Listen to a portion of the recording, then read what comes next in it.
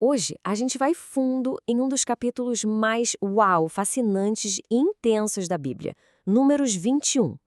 É uma história cheia de contrastes, sabe? Que coloca lado a lado a disciplina e a graça de Deus, o julgamento e a restauração.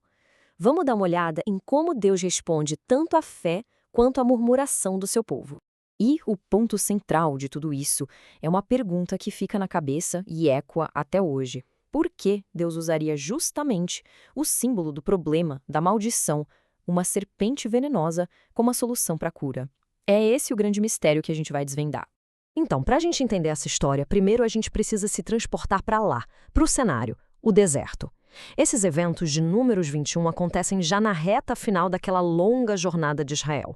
Uma geração inteiramente nova está ali, na beira de finalmente entrar na Terra Prometida.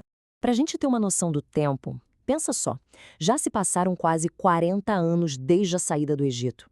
Aquela primeira geração que saiu da escravidão já praticamente não existe mais. Agora é uma nova geração que está sendo preparada não só fisicamente, mas espiritualmente para tudo que vem pela frente. E o que torna este capítulo tão dramático é esse ciclo de altos e baixos. É impressionante. A gente vê o povo indo de uma fé que conquista vitórias incríveis para uma rebeldia amarga, assim, num piscar de olhos. Uma verdadeira montanha russa espiritual. E tudo começa lá em cima, num ponto alto. O rei cananeu de Arad ataca Israel de surpresa. Mas em vez de desespero, o povo se une e faz um voto a Deus. Eles prometem destruir totalmente as cidades inimigas se ele garantisse a vitória. Deus ouve e eles têm uma vitória esmagadora. E o nome que eles dão ao lugar da batalha diz tudo: Ormá. Essa palavra vem do hebraico haran, que não significa só destruir por destruir. Significa dedicar algo completamente a Deus através da destruição. Ou seja, não era uma batalha por território. Era um ato de fé, uma oferta a Deus.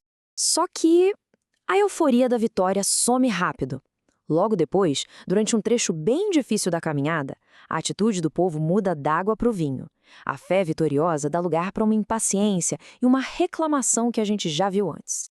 E a reclamação deles é pesada, é direta. Eles chegam para Moisés e dizem: "Por que vocês nos tiraram do Egito para morrer aqui? Não tem pão, não tem água e a gente odeia essa comida horrível."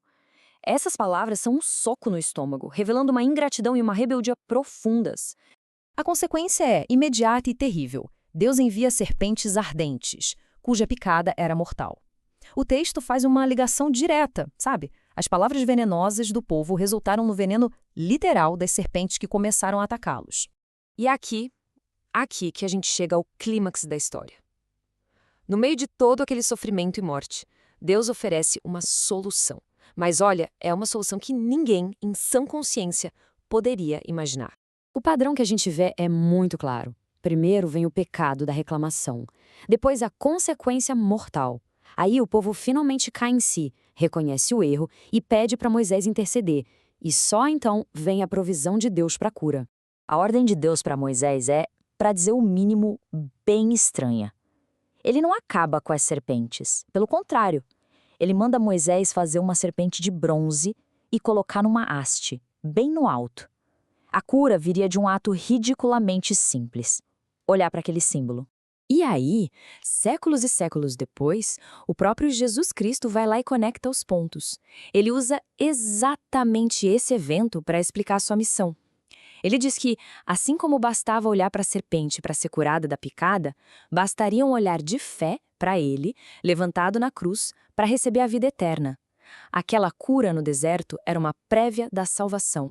Depois desse evento tão transformador, a gente percebe que a narrativa muda de tom de novo. Parece que aquele ato de fé coletivo renovou o espírito do povo. Eles retomam a jornada com um novo fôlego, um novo impulso e começam a conquistar vitórias importantíssimas. Tem um momento lindo, num lugar chamado Beer, em que Deus, de novo, dá água a eles de forma milagrosa. Mas dessa vez, a resposta é completamente diferente. Em vez de reclamar, o povo explode num cântico espontâneo de adoração. Que contraste, não é? Um sinal claro de um coração transformado. E com essa fé renovada, eles avançam e conquistam territórios cruciais.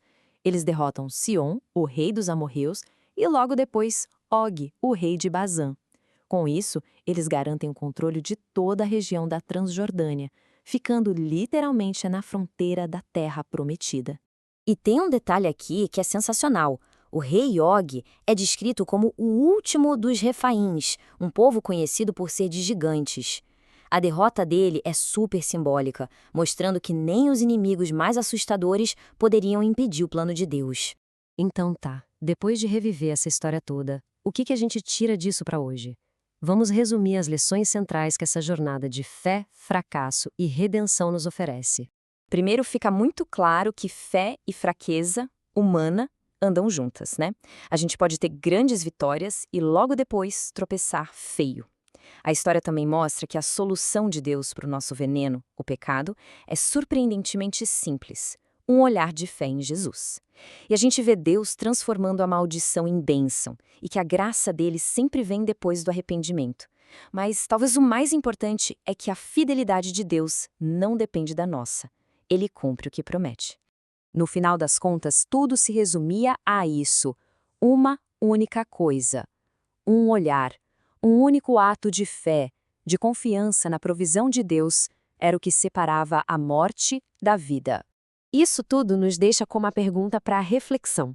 Na nossa própria jornada, quando a gente é picado pelas serpentes do fracasso, da dúvida, do pecado, para onde a gente está olhando em busca de cura? A história da serpente de bronze nos aponta a direção.